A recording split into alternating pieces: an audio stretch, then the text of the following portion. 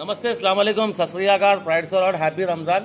అందరు ఇళ్ళ రంజాన్ పండుగ ఏం చేస్తారంటే అగరబత్తీలు పెడతారని ఊదుపొగ వేసుకోవాలి. ఊదుపొగ ఆరోగ్యానికి మంచిది. సో ఇది యాంటీబయాటిక్.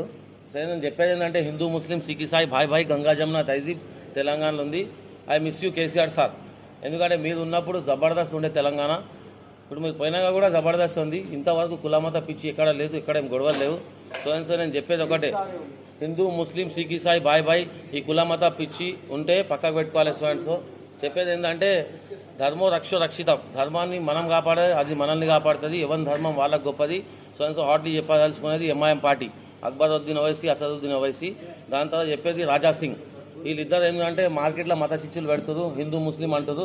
నేను ఒకటే చెప్తా, మార్కెట్లో గంగా జమున తహజీబ్ మన తాతల ముత్తాతల కాలం నుంచి ఉంది. ఎందుకంటే మనం అన్ని మతాలను నమ్ముతాం గంగా జమున తహజీబ్ కాబట్టి. ఈ కుల మత పిచ్చి ఉన్న వాళ్ళు ఏం చేయాలి తెలుసా? వాళ్ళ అన్నం వాళ్ళే వండుకోవాలి, వాళ్ళ తిండి వాళ్ళే తినాలి, వాళ్ళ నీళ్లు వాళ్ళే తాగాలి. ఎందుకంటే ఇలా తప్పు మాట్లాడితే క్షమించండి. ఎందుకంటే రాజా సింగ్ బడా బడా బడా బడా ముస్లింలను వేసుకుంటుండు మీటరు. మన గుద్దాలు దమ్ముంటే నన్ను వేసుకోమను.